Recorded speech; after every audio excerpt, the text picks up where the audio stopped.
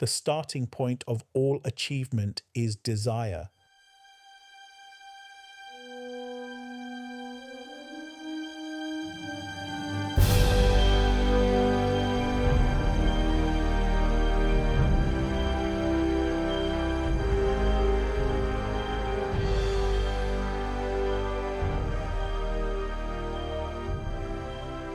This is the 7-Minute Daily Focus, day 39 of 365. The starting point of all achievement is desire. Napoleon Hill. Today's focus: desire as the voice of the you.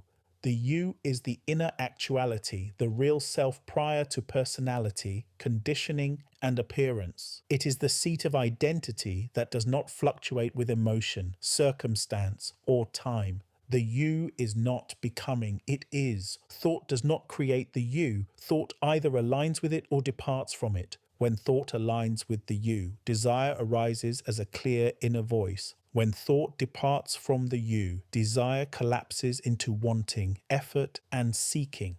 Desire, therefore, is not lack. Desire is the you calling thought back into alignment, the metaphysical function of desire.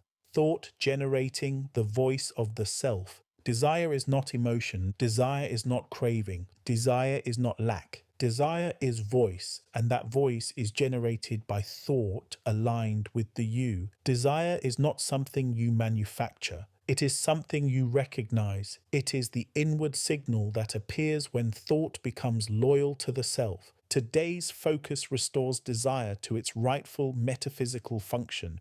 Desire is the signal produced when thought comes into contact with the real you, the you in you. It is not a command from the outer world. It is not a response to lack. It is not a comparison with others. It is identity calling to be recognized. Desire is not separate from the you. It is the you speaking. Every genuine desire originates from the you, not from personality, not from conditioning, not from habit. Personality wants comfort. Conditioning wants approval. Habit wants repetition. The you wants expression. Thought is the generator. The you is the source. Desire is the audible movement of that source pressing for recognition. When thought aligns with identity, desire emerges as clarity. When thought aligns with appearance, desire collapses into wanting. Wanting is noisy. Desire is quiet. Desire does not beg. Desire does not rush. Desire does not plead for permission. Desire calls. It calls consistently. It calls persistently. It calls until the outer you aligns. Socrates was not asking you to listen from the outer senses. He was asking you to listen from the inner sense.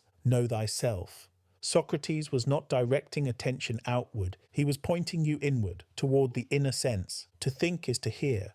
To think is to see. To think is to converse inwardly. Plato clarified this when he taught that thinking is the soul speaking with itself, meaning the you in you speaking with the outer you. Thinking is listening. Thinking is speaking. Thinking is seeing inwardly. Thinking is not noise in the head. It is perception within consciousness. The one within you, the real you, communicates through desire, not loudly, not emotionally, but from stillness. Desire is the metaphysical language of the you. When thought is inwardly, desire becomes guidance. When thought is outwardly, desire becomes distorted. This is why many people feel desire but cannot interpret it. They are listening through the senses instead of through awareness. Thought is the instrument. Desire is the signal. Thought does not create the you. Thought expresses the you. Thought is the instrument. The you is the source. Desire is the signal carried through that instrument. When thought scatters, desire blurs. When thought steadies, desire sharpens. This is why clarity never comes through effort. It comes through alignment. Focus is not force. Focus is fidelity. Fidelity means thought remains loyal to the you. It does not chase reaction. It does not abandon position. It does not seek validation from appearance. When thought holds still long enough, desire becomes precise. When desire becomes precise, direction becomes undeniable. Desire is an anchor, not a motivator. Motivation fluctuates. Desire remains. Motivation belongs to emotion. Desire belongs to the you. Motivation pushes. Desire pulls. Motivation exhausts. Desire stabilizes. When you anchor to desire, focus stops oscillating. Ideas begin to organize themselves around you. You are no longer chasing inspiration. You are allowing expression. If thought remains loyal to identity, if thought remains loyal to the you, desire stabilizes. Loyalty means thought does not react. It does not negotiate with contradiction. It does not abandon position under pressure. Thought that remains loyal becomes still. Stillness thickens presence.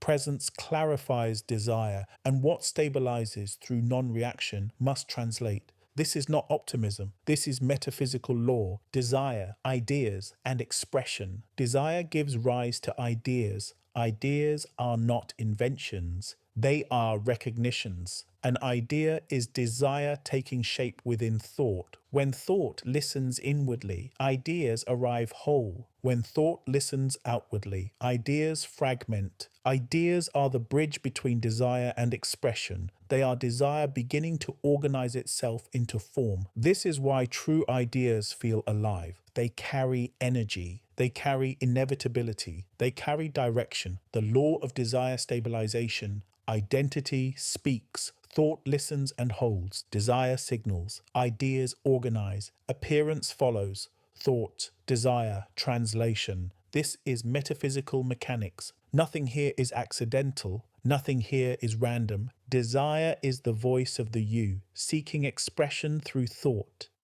Desire is not something to suppress. It is something to honor.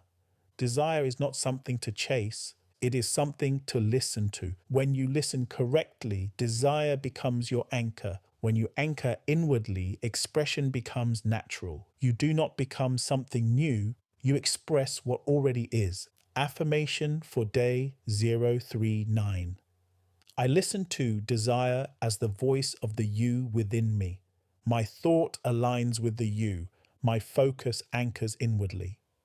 And I recognize the real me speaking within. I express outwardly from who I already am.